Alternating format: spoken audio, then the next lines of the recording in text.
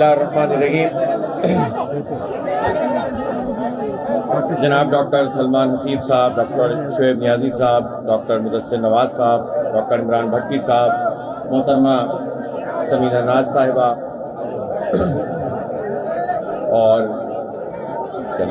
ضمیر کمل صاحبہ، فائزہ انور صاحبہ اور میرے بہت ہی قابل احترام دوست اور ساتھی. کل یہاں بالکل آپ کے قریب تاریخی غزہ مارچ منعقد ہوا تھا اور مجھے آپ سب لوگوں کی طرف سے یہ دعوت ملی تھی کہ آپ کے اس احتجاجی کیمپ میں ہم شرکت کریں. پھر ہم نے جاوید قصوری صاحب سے پورا پروگرام چاک آؤٹ کیا، وہ پہلے بھی آپ لوگوں سے رابطے میں تھے. اور آج جبکہ میں کراچی میں بہت بڑے غزہ مارچ کے سلسلے میں ابھی میری فلائٹ میں جا رہا ہوں، لیکن ہم نے ضروری سمجھا کہ اپنے دوستوں کے ساتھ کچھ وقت گزارا جائے اور آپ کے جو جنرل مطالبات ہیں اور جس حق کے لیے آپ لڑ رہے ہیں، احتجاج کر رہے ہیں، اس میں ہم شرکت بھی کریں اور آپ کی آواز میں آواز بلائیں. مجھے معلوم ہے کہ یہ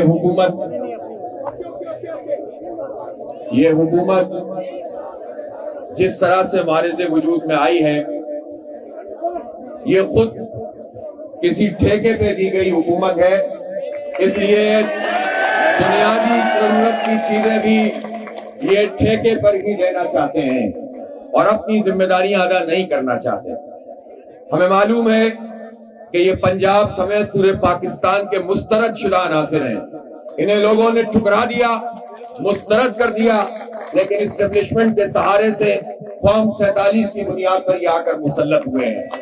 لیکن چونکہ یہ آ گئے ہیں تو لہذا اب ہماری یہ ذمہ داری ہے کہ جہاں ہم اپنے بنیادی آئینی اور جمہوری حقوق کے لیے جدوجہد کریں، وہیں جہاں جہاں بھی یہ ظلم کریں، ناانصافی کریں، ہمارے اداروں کی لوٹ سیل لگائیں، وہاں ان کا راستہ روکیں اور ایک عظیم اور تاریخی جدوجہد کر کے انہیں باز رکھیں کہ یہ جس طرح سے عوام دشمن اقدامات کر رہے ہیں. یہ جو بادشاہ سلامت بننے کا عمل ہے، یہ جو بادشاہ سلامت بننے کا اور شہزادی اور ملکہ بننے کا عمل ہے، یہ نیا نہیں ہے. والد محترم بھی یہی کیا کرتے تھے کہ اپنے نام سے اسکیمیں جاری کر دیتے تھے. چچا جان بھی یہی فرماتے ہیں اور اب بھتیجی آئی ہیں اور صاحبزادی آئی ہیں تو وہ بھی بیسک ہیلتھ یونٹ کو مریم نواز یونٹ بنانا چاہتی ہیں، مریم نواز اسپتال بنانا چاہتی ہیں اور اپنے نام کے ساتھ سب چیزیں جوڑنا چاہتی ہیں. میں یہ ضرور کہنا چاہتا ہوں کہ یہ کوئی سنجیدہ طریقہ کار نہیں ہے. بات یہ ہے کہ عوام کے لیے بنیادی صحت کی سہولتیں پہنچانا حکومت اور ریاست کی ذمہ داری ہے. اسی طرح تعلیم فری دینا اور کوالٹی ایجوکیشن دینا اور ایک جیسی تعلیم دینا، غریب اور امیر کے لیے ایک ہی نظام ہونا، یہ ریاست اور حکومت کی آئینی ذمہ داری ہے. اسی طرح امن فراہم کرنا، لوگوں کی جان مال عزت آبرو کا تحفظ کرنا، یہ حکومت اور ریاست کی ذمہ داری ہے.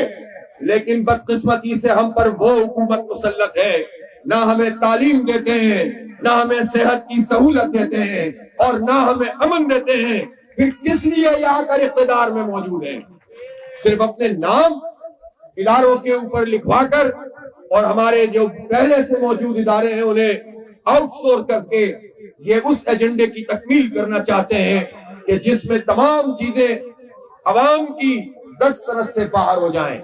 میرے سامنے یہاں ڈاکٹرز موجود ہیں، پیرامیڈیکل اسٹاف موجود ہے، ان ڈسپینسریوں سے، بیسک ہیلتھ یونٹ سے، ہسپتالوں سے اور لیڈی ہیلتھ ورکر پروگرام جو پورے پاکستان میں چلتا ہے، اس سے متعلق میری بیٹیاں، میری مائیں، میری بہنیں موجود ہیں.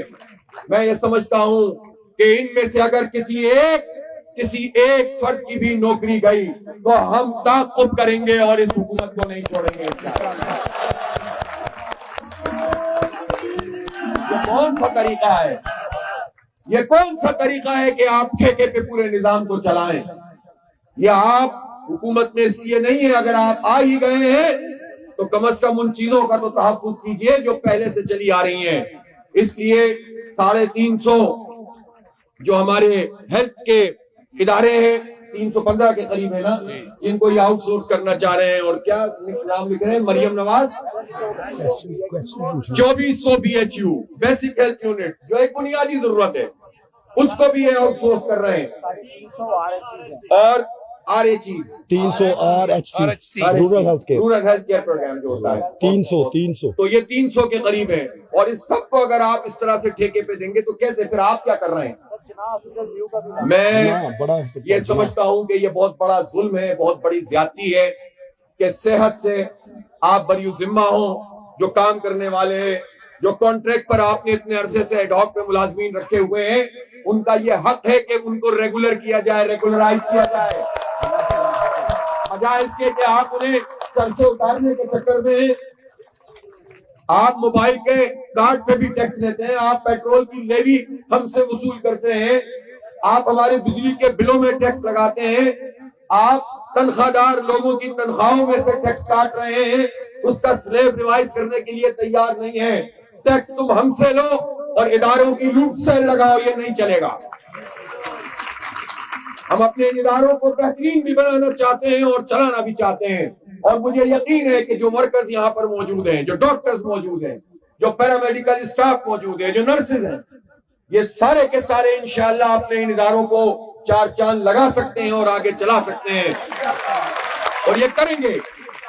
لیکن میں پوچھنا چاہتا ہوں, ایک ڈاکٹر جو 5 سال میڈیکل کی یہ تعلیم حاصل کرتا ہے یا کرتی ہے, ہماری بچیاں قوم کی اتنی محنت کرتی ہیں اور وہ ڈاکٹر بنتی ہیں, پھر ان کو 1 سال ہاؤس جاب کرنی پڑتی ہے, اور اس کے بعد ان کو جب نوکری ملتی ہے تو 50,000 60,000 70,000, غلط تو نہیں کہہ رہا ہوں, یہ کیا ظلم ہے, یہ کیسی زیادتی ہے, یہ قوم کے ساتھ کیا ہو رہا ہے؟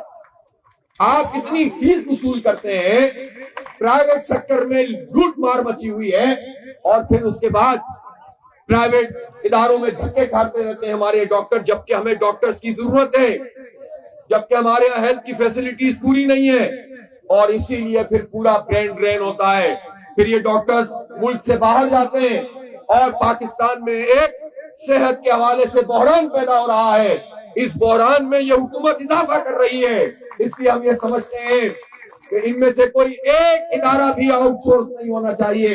جماعت اسلامی آپ کے ساتھ کھڑی ہے انشاءاللہ.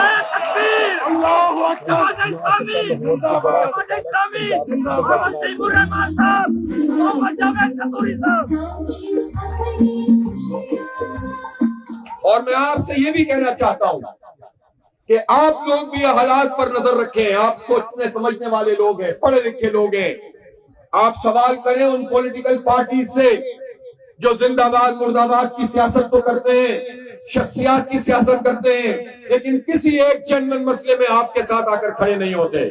پوچھیں ان لوگوں سے کہ ان کی کیا سیاست ہے. وہ بنیادی ایشوز پہ عوام کے ساتھ نہیں کھڑے ہوتے, لیکن لوگوں کو بیوقوف بنانے کا ایک دھندا بنایا ہوا ہے. یہ فیملی انٹرپرائزز جو پارٹیاں بنی ہوئی ہیں, یہ جو افراد کی بنیاد پر, ڈکٹیٹرشپ کی بنیاد پر پارٹیاں بنی ہوئی ہیں, یہ جو وصیت اور وراثت اس کی پرچیوں کے اوپر چیئرمین بنتے ہیں اور چیئرپرسن بنتے ہیں, اور یہ جو درباری پوری پارٹیاں اور خاندانی نظام چل رہا ہے, اس کو الوداع کہنے کا وقت ہے, اس کے خلاف ایک تحریک چلانے کا وقت ہے. جماعت اسلامی آپ کے ساتھ کھڑی ہے انشاءاللہ. اور ہم صرف اس لیے نہیں کہہ رہے یہ بات, میں تو آج یہاں پر آیا ہوں, لیکن جماعت اسلامی کی لیڈرشپ پہلے سے آپ کے ساتھ موجود ہے کہ نہیں موجود ہے؟ ہم آپ کی خدمت بھی کریں گے, آپ کا ساتھ بھی دیں گے, لیکن میں یہ چاہتا ہوں کہ آپ بھی اور آپ کی جتنی بھی تنظیمیں ڈاکٹرز کی ہوں, پیرامیڈیکل اسٹاف کی ہوں, ینگ ڈاکٹرز ہوں, ان سب کو ایک سیسا پلائی ہوئی دیوار بننا پڑے گا. حکومت آپ کو توڑنے کی کوشش کرے گی, آپ کو مراحل دیں گے. پہلے بھی آپ ڈٹے رہے تھے, اب بھی آپ ڈٹے رہے, ہم آپ کے ساتھ ہیں انشاءاللہ تعالی. تو بس میں ایک مرتبہ پھر اپنی جماعت اسلامی کے لاہور کہ ہمارے ضیاء الدین انصاری صاحب بھی موجود ہیں, ہمارے وسطی پنجاب کے امیر جناب محمد جاوید قصوری صاحب بھی موجود. الخدمت میں کیا مسئلہ ہے ایسا جو کیا خاص کارنامہ انجام دیا ہے بتائیں؟ وہ کہہ رہے کہ کیا کیا ہے؟ انہوں نے پانی پرووائڈ کیا، شربت پرووائڈ کیا. کچھ نہیں کیا جی. یہ تو ہماری طرف سے آپ کے لیے ایک بہت اتنی محنت کرنے والوں کو اتنا تو حق بنتا ہے یار. ہم آپ کے ساتھ ہیں.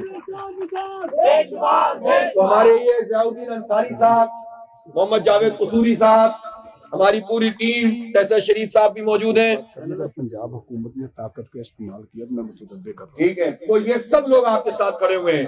اور ہماری ایک نیشنل لیبر فیڈریشن بھی ہے. وہ نیشنل لیبر فیڈریشن مزدوروں کے اور جو لوگ جاب کرنے والے لوگ ہیں ان کے حقوق کے لیے جدوجہد بھی کرتے ہیں اور ان آرگنائزیشن کو پیٹرنائز بھی کرتے ہیں. NLF بھی آپ کے ساتھ موجود ہے.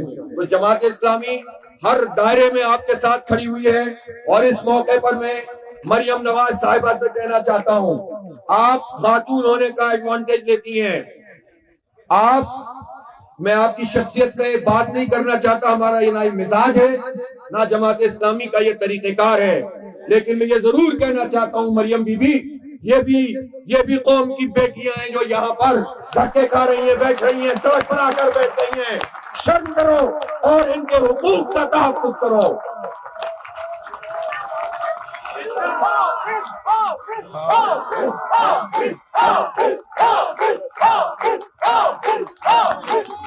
اور میں حکومت پنجاب کو یہ وارن کرنا چاہتا ہوں کہ اس احتجاجی کیمپ پر اگر انہوں نے طاقت کا استعمال کرنے کی کوشش کی تو پھر انہیں نتائج بھگتنے پڑیں گے.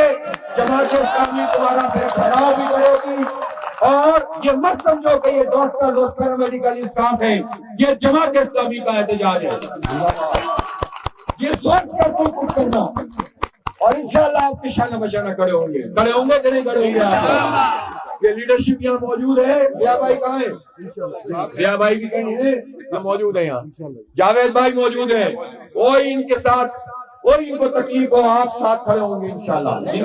ان کو ہم اس طرح نظر انداز نہیں کر سکتے. جدوجہد کرنے والے، حق کے لیے آواز اٹھانے والے، سچ پر کھڑے ہونے والے لوگ بہت قیمتی ہوتے ہیں. یہ پوری قوم کی نمائندگی کرتے ہیں. یہ آپ ہمارے ماتھے کا جھومر ہے. انشاءاللہ ہم آپ کا ساتھ دیں گے.